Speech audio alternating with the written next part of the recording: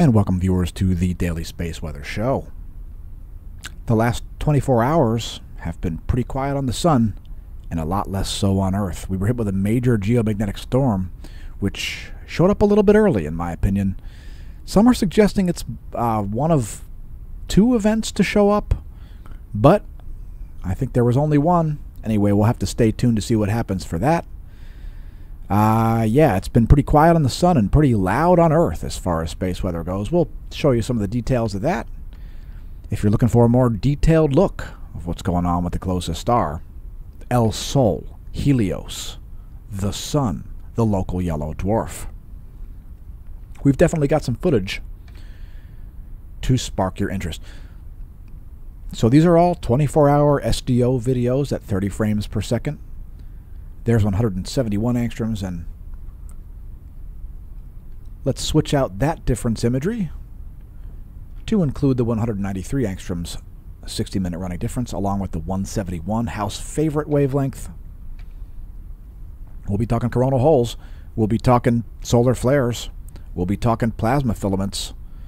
We'll be talking geomagnetic storm conditions.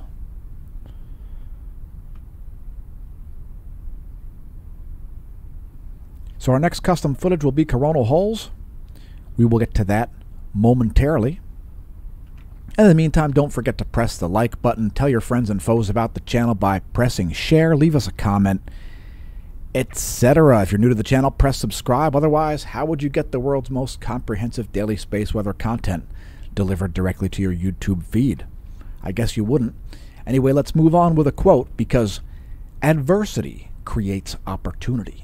In a time of destruction, create something, says Maxine Hong Kingston. Right?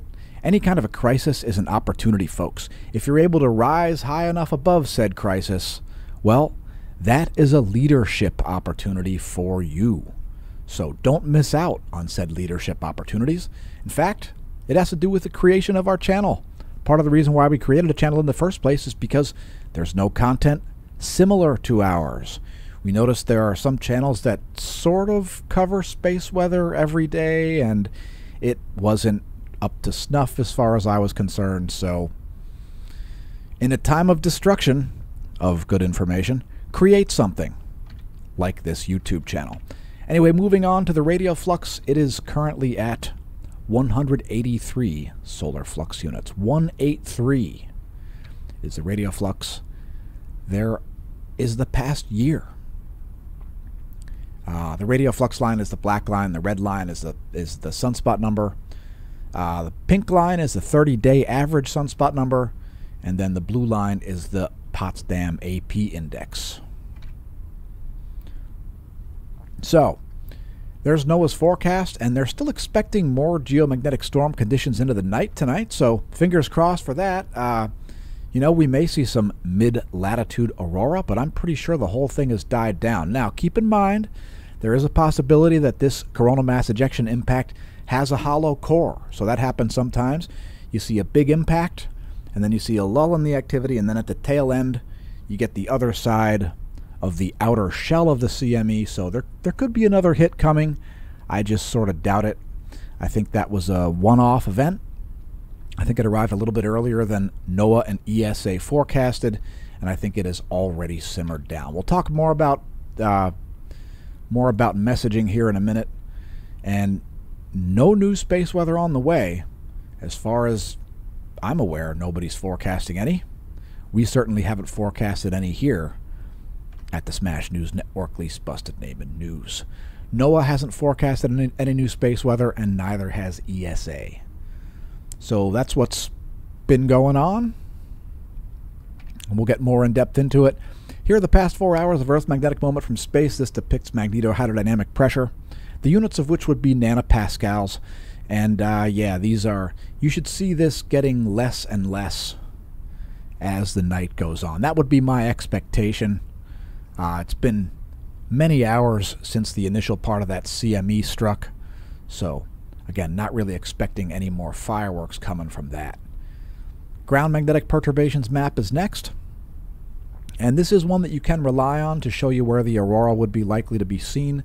It's the ground magnetic perturbations map. part of the Space Weather Prediction Center, which is NOAA's space weather page. So that's the last 4 hours of Earth's magnetic moment from the ground.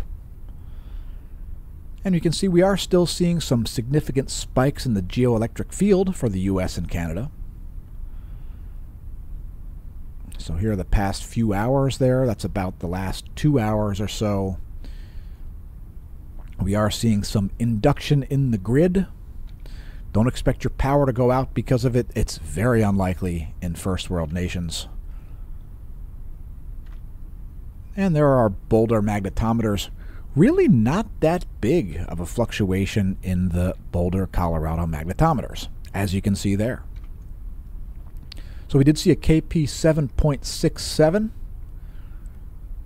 which would be a G3 class geomagnetic storm, almost a G4 class geomagnetic storm. It was, again, a little bit early and a little bit surprising. And of course, if you follow us on Twitter, well, we'll get to that in a minute. First, let's look at the current solar wind parameters and the impact of that CME. So as far as at ACE experienced the first impact of that CME around 10 o'clock Universal Time this morning. There was a rapid increase in the magnetic field strength there, all the way up to 29 nanotesla for the BT with a BZ of -20. So that was enough to already create a KP6G2 geomagnetic storm. And from there, it pretty much simmered down, although we did see some much higher density solar wind, as high as over 70 protons per cubic centimeter, right in there somewhere. I got to turn down my mouse sensitivity. So anyway, yeah, it got to 72 protons per cubic centimeter at ACE. Again, since then, things have calmed down considerably. At Discover, the density got even higher, almost to 100 protons per cubic centimeter. So all the way up to at least 98.5 protons per cubic centimeter or so. And as far as the total field there at the Discover, even stronger fields there at 32 nanotesla with a full-on negative BZ. So the entire field there was southward oriented. That was quite a moment. But the density wasn't that high. Now, we do still see an elevated solar wind velocity here at 500 kilometers per second. Solar wind density remains slightly elevated as well at about 19 protons per cubic centimeter. Again, if you follow us on Twitter, you may have already seen that. x.com/smashomash. Also, if you want to name plasma filaments after your friends, your foes, or even yourself, just follow the hashtag #NameThatFilament, and that's where to name filaments. You'll also see posts about all kinds of different stuff on Twitter, stuff like meteorology and so forth. Shout out to Tamitha Scove. She had a great live stream earlier today. We also shared the solar wind parameters on the community posts. If you've never seen them, we share all kinds of stuff. Some stuff not even related to space weather or even science. At youtube.com/smashomash/community. GOES magnetometer saw some major perturbations, as you can see there. And the GOES 16 even had to do some maneuvering there to maintain its geosynchronous near equatorial orbit. So again, things have smoothed out considerably since then, although NOAA is still expecting another strike. We're not expecting another strike, but NOAA is. Those are the details on that. Next, let's look at the heliosphere, see if anything's going on new there. We do have a little South Pole magnetic sector there showing up right at the end of the video. So Earth may snap into a brief period of South Pole magnetic sector. Could happen, and that could disappear as fast as it appeared. So the magnetic environment can change rapidly with essentially no warning. If you are getting any, it's probably from our channel. Next is our line of sight field plot, and nothing too exciting going on there, although we do have some new sunspots rising up over the eastern limb. I think there are 2 new groups. There's certainly one, but I think there's a second as well. We'll get into that momentarily. First, coronal holes. So there's the coronal hole scenario. And we are seeing some South Pole-oriented coronal holes popping up, I think, right at the end. No, maybe not. Well, we may be seeing that happening here. So some magnetic indecision just east of Earth. Somewhere in this area. Don't be surprised to see a South Pole coronal hole pop up there. But at the moment, not so much. So here's SDO 211 angstroms. We do have a near equatorial North Pole-oriented coronal hole rotating in here. It's not super well defined, but we can expect to see some high-speed solar wind from that in something like 4 days, starting with a high-density wave, and then a waning of the density and an increase of the solar wind speed. Moving on to sunspots. Sunspot number here, pretty level since yesterday. Just a little bit lower there at about 169 sunspots. 169 is the current sunspot number. Still raising that average higher and higher, and no surprise as we get closer and closer to solar maximum, which we expect in October of this year, 2024.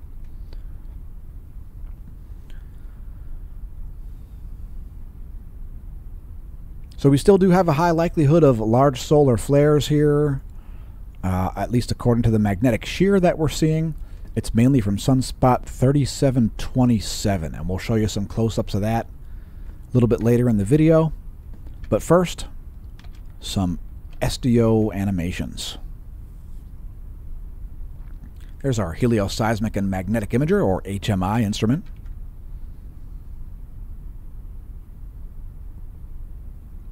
So one or probably two new sunspots here rising over the eastern limb. We can expect the sunspot number to modestly increase into tomorrow. So no major growth or degradation of existing sunspot groups. But again, at least two, I think at least three new sunspot groups, as we have one over here as well. So right in there, one more sunspot there. That one doesn't have a name yet. That's 3730, I think that will be called. And here's our magnetogram. Yeah, that sunspot will be known as 3730, which will be this one right over here. And then there's a new one that rose here and another one rising up here further north on that eastern limb. So here are the current named groups. Whoops. There we are. There are the current named groups. So 3730, 3731, and 3732 are likely to be, at least two of those three are likely to be named by tomorrow. So we'll see what happens, expecting a mild uptick in sunspot number in the next 24 hours. No solar energetic particles, no major flares, only C-class intensifications. Let's view flares from the perspective of SDO. There's 94 angstroms. A classic wavelength at viewing flares. And you'll see up there in the northeast some brightening there on the limb as two likely new sunspot groups arise.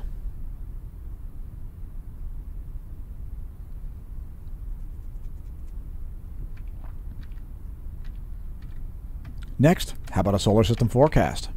Before we get to CMEs, we like to show people where things are oriented in the solar system.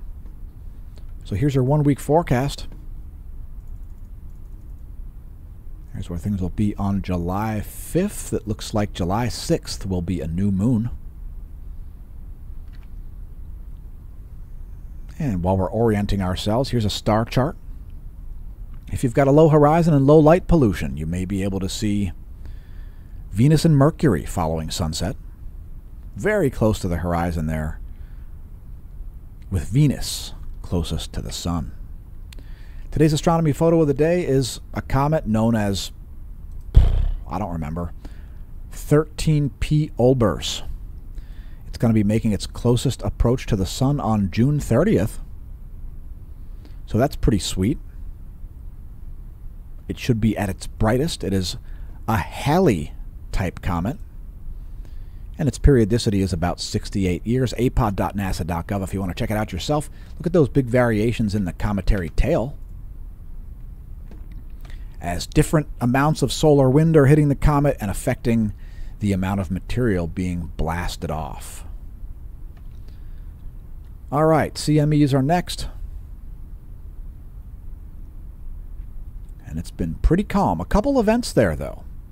So we'll have to take a look at where those are likely oriented. At least one CME there coming out of mainly the southwest. Pretty stealthy. We'll see if it's earthly directed or not here in just a moment. Also one out of the east, so we may have two more earth-directed CMEs here. Let's see what we can see. Excuse me. All right. So yeah, two CMEs of note there. And are they earthly directed? Well, let's take a look at stereo A first before we look at our custom coronagraphs and really nail it down. And stereo A. One out of the east was pretty early, it looks like. All right, let's just move to our custom coronagraphs. All right, so what do we have? One out of the west and one out of the east shortly afterwards. Actually, it's one out of the west, one out of the east, and another one out of the west. So let's see what we can see as far as filaments. We'll zoom in one level here and add the 193 angstroms 60-minute running difference. All right. Do you see an origination point from those CMEs? I'm still kind of looking for it.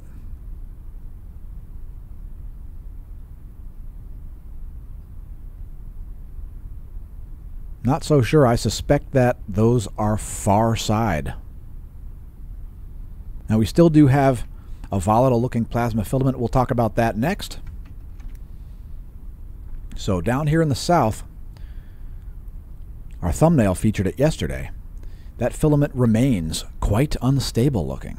So that one it may be hanging on by a thread. It's changed shape a little bit, but for the most part it's remained anchored in the same location. So that is a good candidate to produce an earthly directed coronal mass ejection. Fingers crossed for that.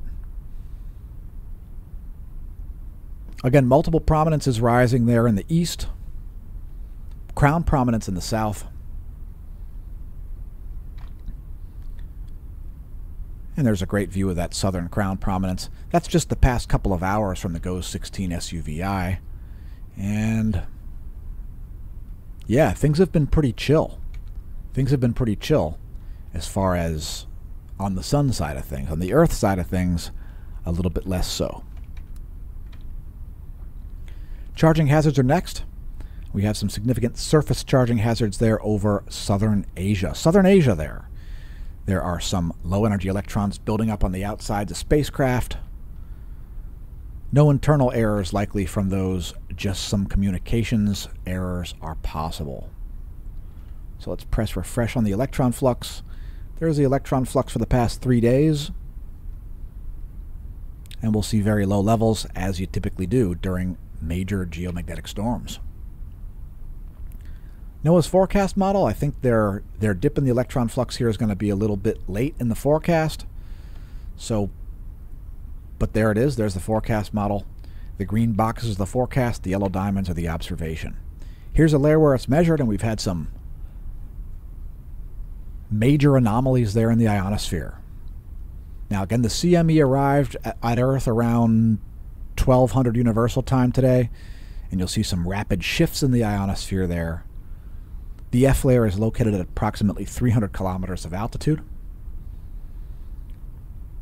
And we'll see a big influx of both high and low frequency anomalies. Here's the anomalygram. Anomaly in megahertz from the 30-day median. I would also note the location of the South Atlantic anomaly, which is very obvious from this imagery. If you follow that negative 45 down there at the bottom, that's the 45-degree west longitude line. South Atlantic anomaly has moved to the coast, several hundred miles from where it was located, far to the northwest of where it currently is. So that's an interesting development. It's been there for weeks and weeks. We've covered it on the channel. So lots more anomalies than when there isn't a geomagnetic storm condition. We almost got to KP8. So that was pretty exciting. Here's our global ionosphere nowcast. It's going to show you the total electron content on the left and the maximum usable HF radio frequency on the right. It's the WAM, the whole atmosphere model.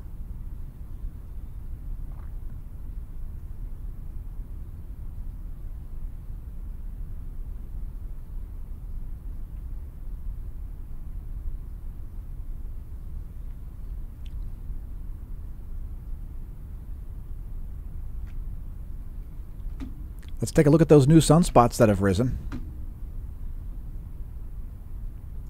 Now, there's an active region down there. That doesn't look like a sunspot. That next one up there in the northeast is definitely a sunspot. And that one there, I'm not so sure. I don't think that one is a sunspot. Whoops. So there you go. Looks like it's at least beta class.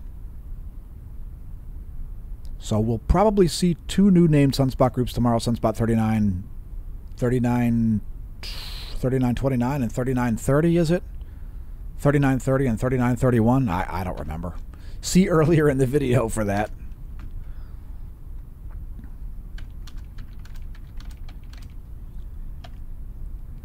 And let's see. Let's take a look at these other groups here just to see the magnetic shear. Not super exciting there. Yeah, those sunspots they are not super likely to produce large flares. We'll close out with some more custom images. First, the past couple of hours at 284 angstroms. One of the wavelengths not covered by the SDO. That's a GOES 16 SUVI. One of the many species of ionized iron present in the solar atmosphere, or corona. Pretty good at showing active regions especially. It also does show the extended corona to a similar degree that 211 angstroms from the SDO covers. Last but not least, we'll cut back to filaments. Eyes on that unstable filament down there in the south. It still remains the most likely thing to produce some additional space weather, besides our channel, of course. So anyway, I've been your host, Dan, aka Smash-O-Mash, and I'm out to get this uploaded onto your screen. And until next time, may that solar wind be at your back. Do not pole vault the caldera.